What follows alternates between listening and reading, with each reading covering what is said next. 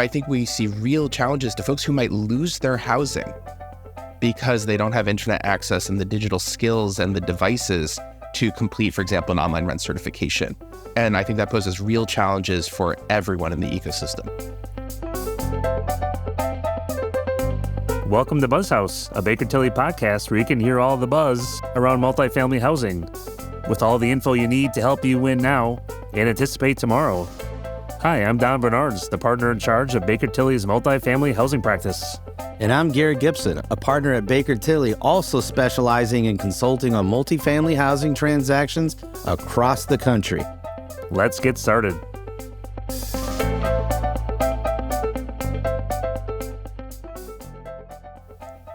Garrick and I are excited to cover a topic we haven't discussed yet on the podcast, and that is of internet infrastructure. So many of us take this for granted, but the COVID pandemic has really exposed the impacts of not having quality internet infrastructure. With so many jobs now remote, applying for jobs online, really can make navigating everything difficult if we don't have quality internet infrastructure. And again, kids at home during COVID and now back at school, but research and we're getting into a lot of this, but obviously kids may be falling behind and so forth. Very excited again to discuss digital equity and how we're able to work towards achieving this, as he will describe, is CEO and founder of Connect Humanity, Jochai Ben-Avie. Thank you very much for joining us, Jochai. Thanks for having me. Before we jump into our discussion, just a few updates from around the industry. A couple of big pieces of news in the state low-income housing tax credit space. Texas will now have a state low-income housing tax credit beginning January 1st of 2024, after Governor Greg Abbott recently signed enacting legislation. The program creates a credit for up to the amount of the federal LIHTC allocation for each property, with an annual statewide cap of $25 million. The state credit has a sunset date of December 31st, 2029. Also, and we had talked about this a little bit earlier on another podcast, Ohio budget legislation was signed recently by Governor Mike DeWine, creating a state low-income housing tax credit and also a tax credit to promote single-family affordable home ownership. The state LIHTC program has a cap of $100 million annually, so very significant, for affordable properties placed in service on or after July 1st, 2023. The home ownership credit will cover the gap between the development budget and the state's estimate of the appraised value of the finished home.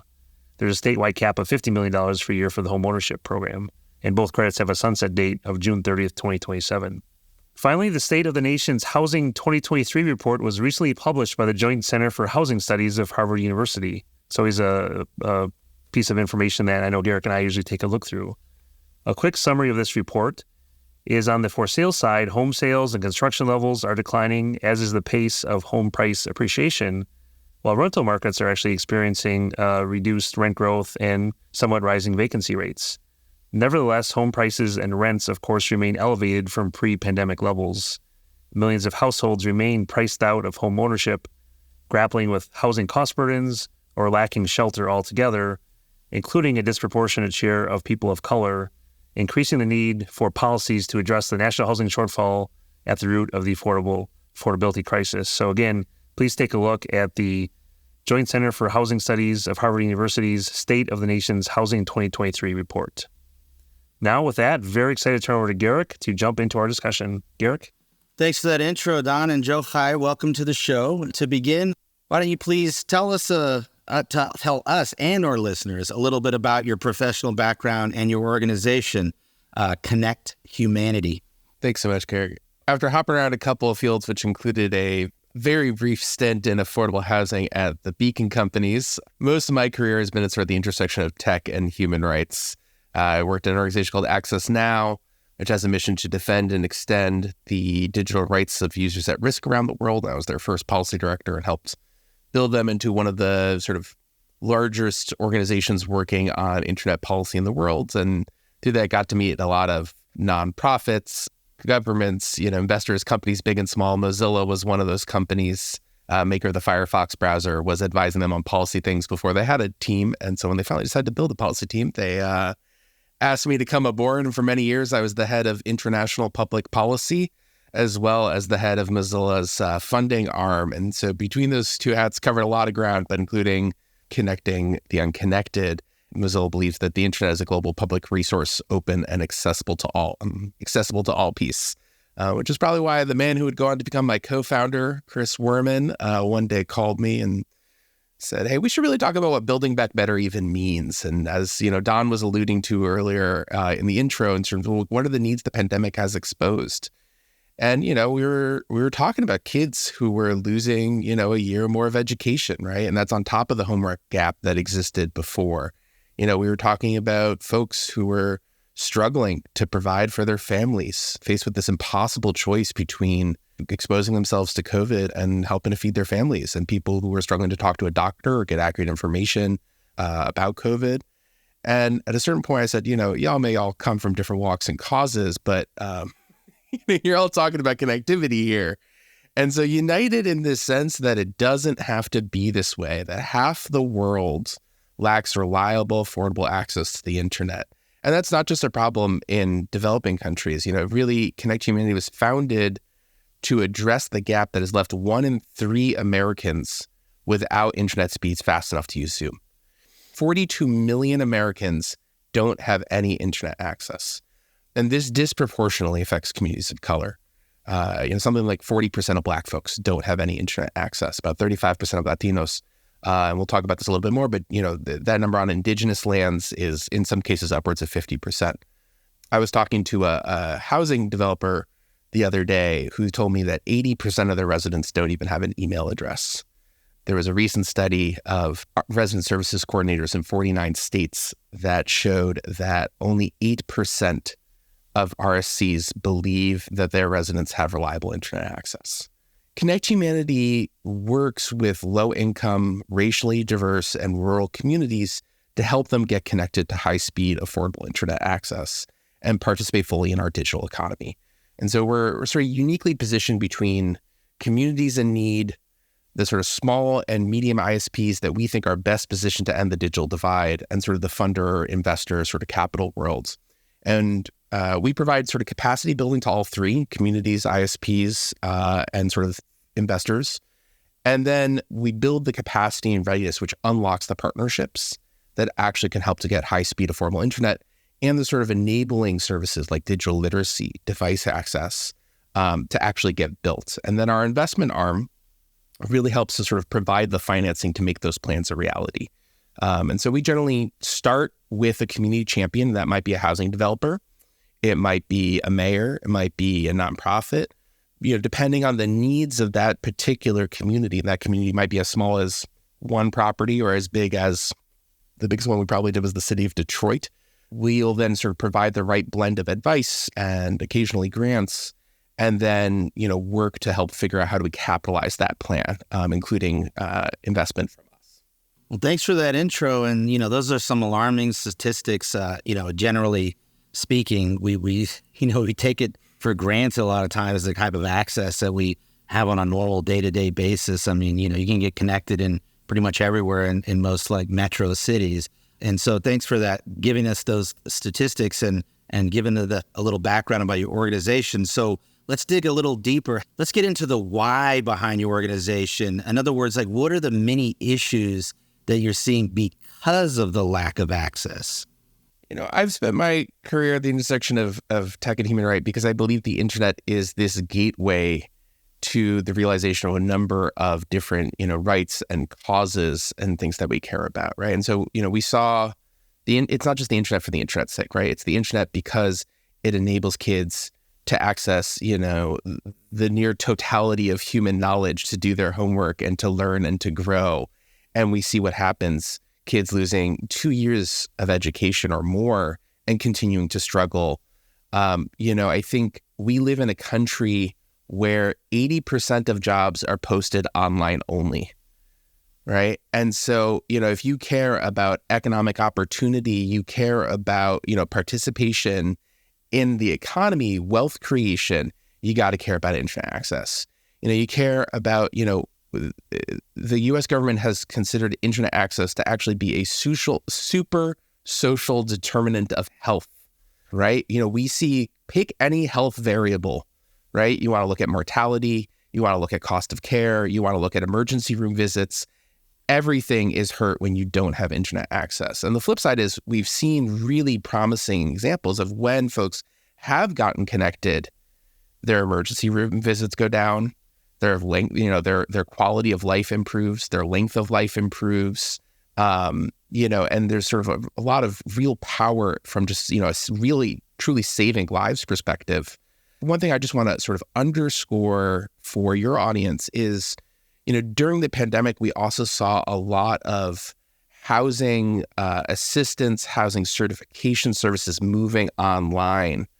And we're now in a situation where, look, I think paper-based systems were kind of a pain for everyone involved. But, I think we see real challenges to folks who might lose their housing because they don't have internet access and the digital skills and the devices to complete, for example, an online rent certification. And I think that poses real challenges for everyone in the ecosystem. Maybe jumping into, took a little bit on, look at your website and so forth, but can you tell our listeners, what is your model? How do you pull this all together around digital equity? We often say digital equity starts with infrastructure, but it doesn't end there. And so we sort of look at this as sort of 5 interrelated things that need to exist. And so one is the infrastructure, the actual connectivity itself, but also the infrastructure. I would put devices, right? Like, an internet signal is not so useful unless you have a high quality device to use it. And, I think we know that things like writing a resume or rent certifications are a lot easier on a laptop than they are on a low quality smartphone. I think the next is affordability. We have a real challenge where there may be service, but folks can't afford it. And especially in low income communities and the history of redlining that exists in the US, the markup had this great report that showed that poor folks can pay up to 400 times as much for the same or worse service as folks who live in whiter, more affluent communities. So we really got to solve for that sort of affordability.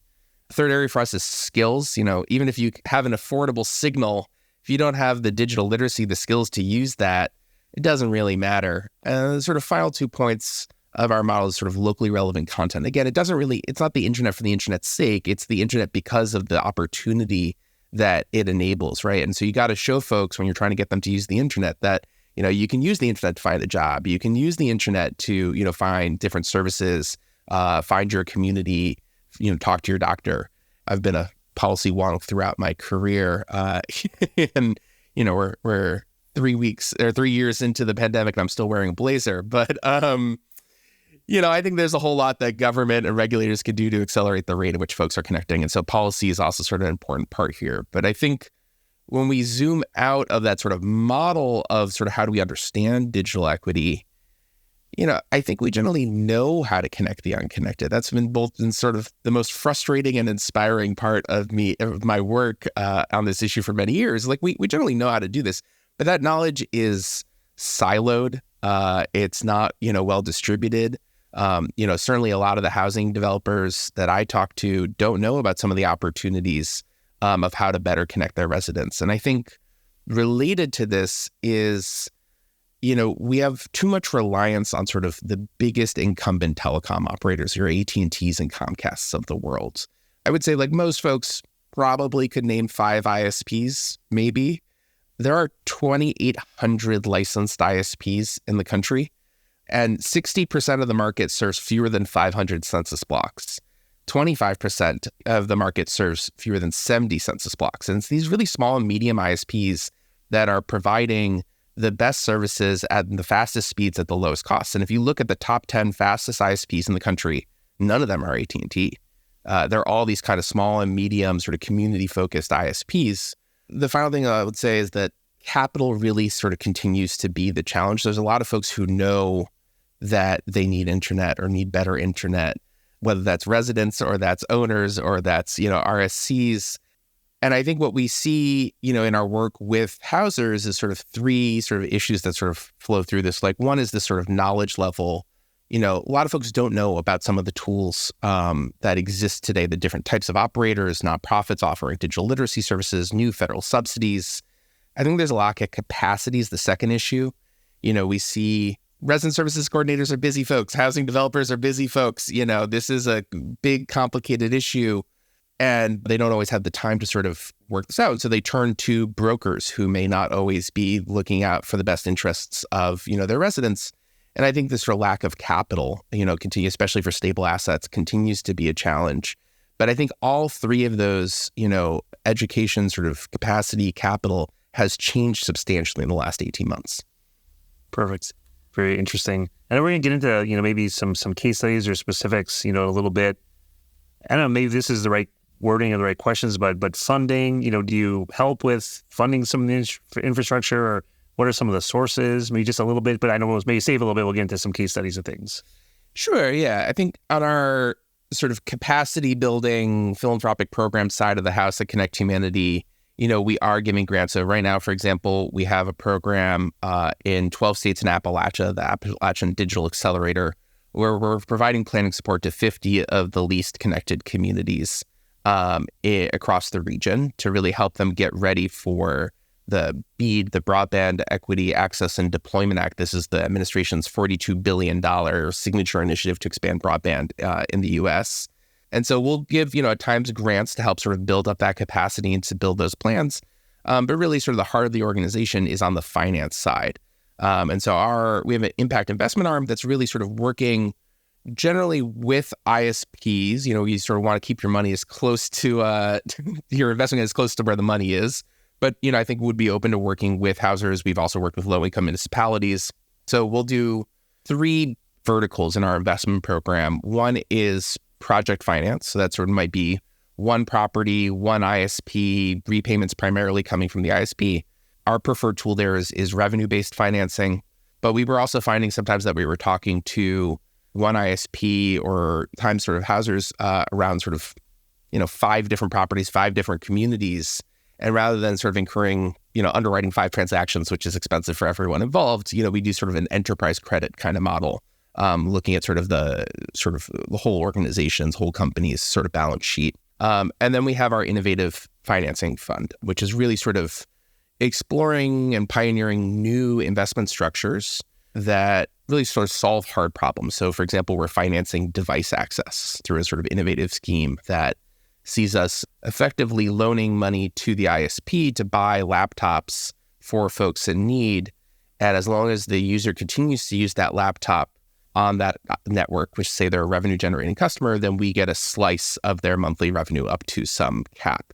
And I think we're really excited about some of the developments that we've been seeing in the housing world, right? So we see more, for example, LIHTC QAPs are now including, providing high-speed internet access. And so like in New York State, for example, that's now a requirement in the QAP. In other states like Pennsylvania, you're now getting extra points on your application. I think the new Section 8 renewal guidance that came out earlier this year is fascinating, sort of recognizing, this was like maybe 2 months ago, now sort of allows broadband as a non-shelter expense in sort of valuations.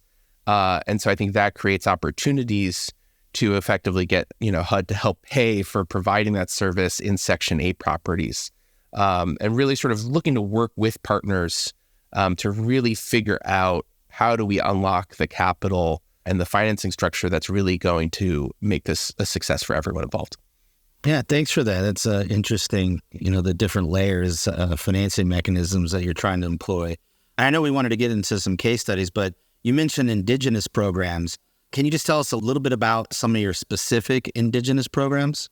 Absolutely. Thanks for the question, Garrick. Connect Humanity is home to the Indigenous Connectivity Institute, which is the only organization focused on digital equity led by a fully indigenous advisory committee.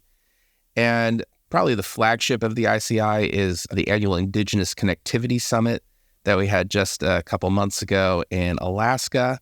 That brought together, something like 150 leaders in tribal, native, and indigenous connectivity, an opportunity for folks to really learn from each other, sort of see what's happening on different reservations and nations across the U.S. and Canada, and sort of there's a series of sort of skill building on both the technical side and the policy side for indigenous leaders to sort of learn about sort of connectivity. And we've seen, a number of networks come out of that, people building sovereign tribal ISPs, which is super exciting. I think the sort of second bit is we do these tribal broadband boot camps. We'll have another one next month with the Mohawk up on the New York-Canada border in Akwesasne.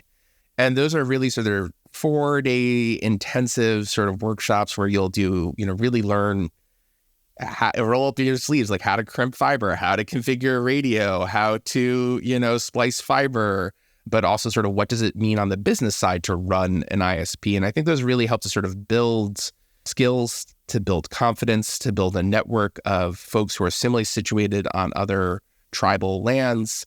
And we're building on that to sort of build out a larger workforce development program to really sort of build the pathway of the, network technicians and operators and installers and training indigenous youth in particular to operate the sovereign tribal networks of the future. That's awesome. So then let's tie all this together and maybe is there a case study you can talk about that kind of illustrates how you've implemented all of this? Yeah, I would say let's zoom in on East Carroll Parish, Louisiana. So East Carroll, just to help situate, is northeast Louisiana. It's a rural community. It's arguably the poorest county in the United States. So about 73% of children live in poverty. About a quarter of the population lives on less than 10 grand a year. It's about 90% Black. And right now, their only internet option is dial-up that costs more than $90 a month. And when we first started talking, so our first step is find a community champion. In this case, it was an interfaith association, Delta Interfaith. And because when you have so little, tax revenue, you also don't have a whole lot of functioning local government. And so it's really, church-going folks who are sort of stepping up to help here. And first started talking to them, they said, well, how fast can we get AT&T here? And I said, well, I don't know if that's the question I would ask.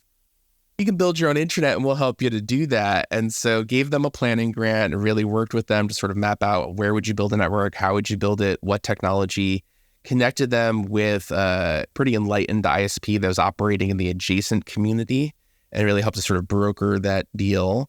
And then do community engagement and sort of see what we need around sort of digital literacy, device access, and so forth. And then we, on the basis of that plan, helped them apply for a grant from the state. They got $4 million.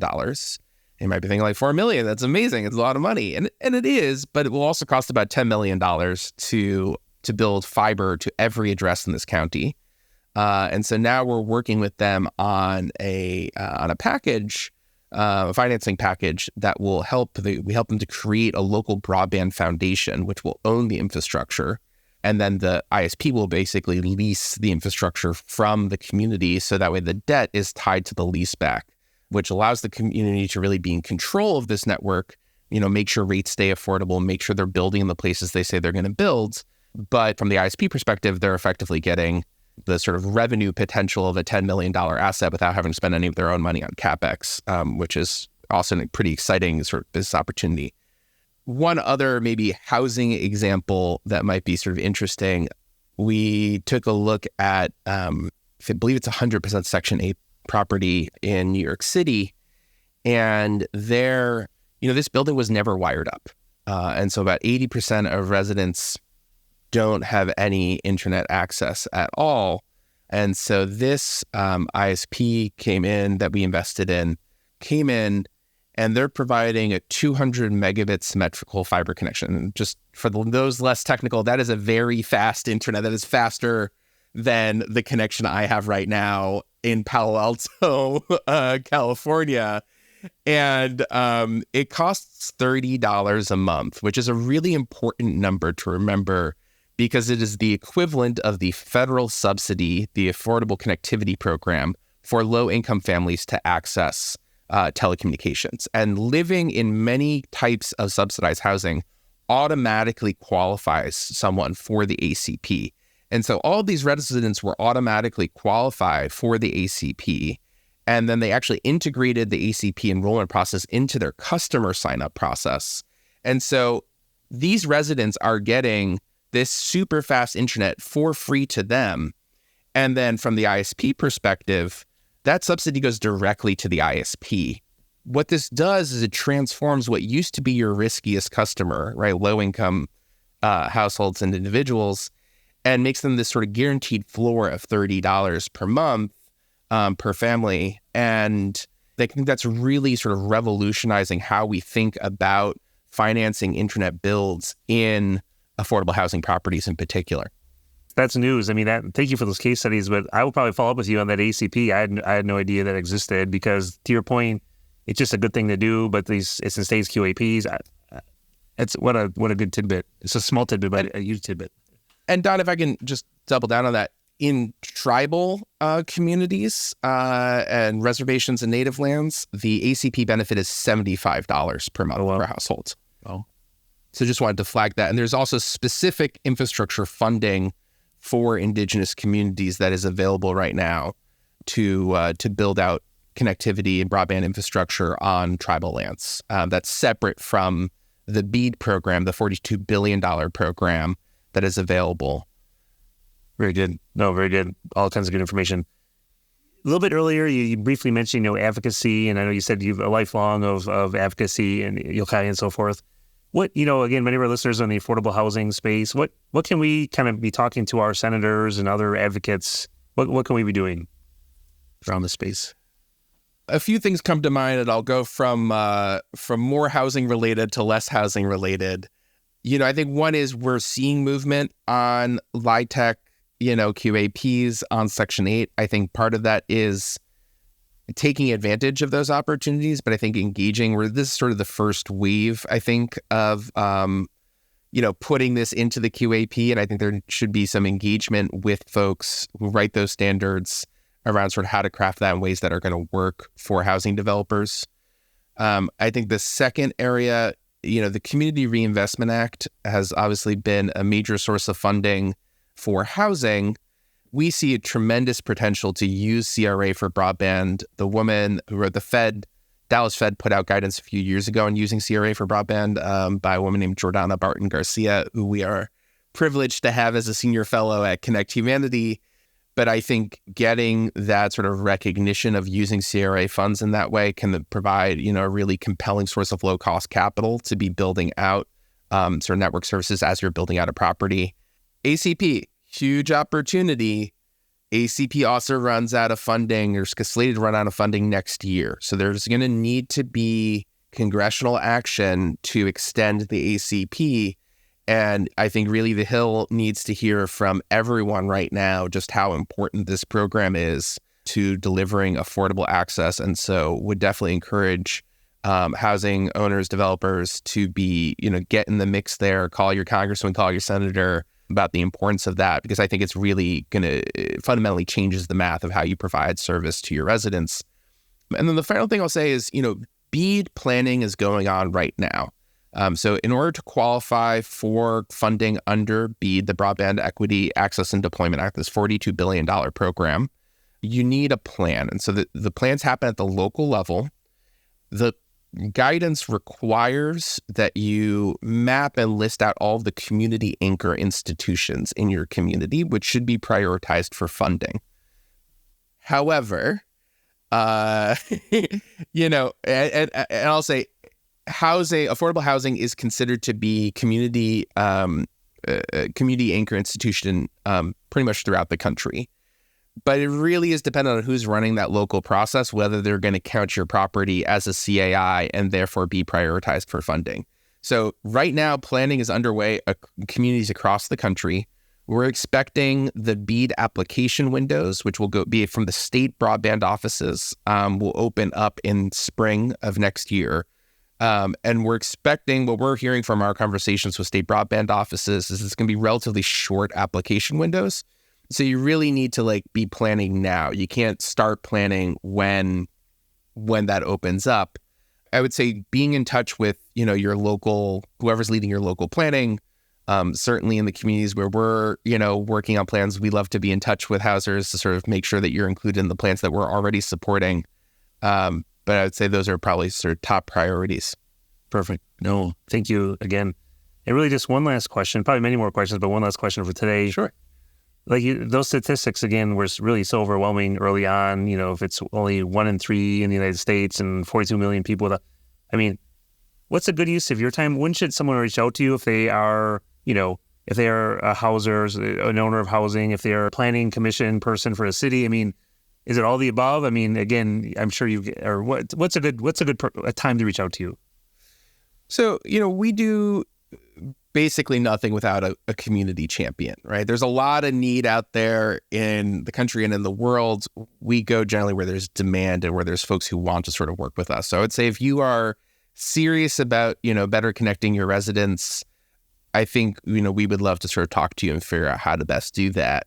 And that can be at the sort of educational level to sort of talk through some of the options that are available to, hey, I have a building in construction and, we're starting to think about how do we bring in sort of internet access. I think it's going to be a little bit different depending on whether we're talking about like new development versus, like a stable asset. Obviously different tools available. On the new development side, I would say it helps to be a little bit earlier on to make sure that you can get this like into your LIHTC application, into, before your construction specs are locked. It helps to sort of have a little bit of an engineering conversation. Stable assets, obviously, is sort of different ballgame. Very good. That's it for today's episode of the BuzzHouse. A big thanks to Jochai Ben-Avie very much for joining us today. Tell us a story about digital equity and everything you're doing at Connect Humanity. Thank you very much for being with us today. Thanks so much, guys. Once again, I'm Don Bernards. And I'm Garrick Gibson.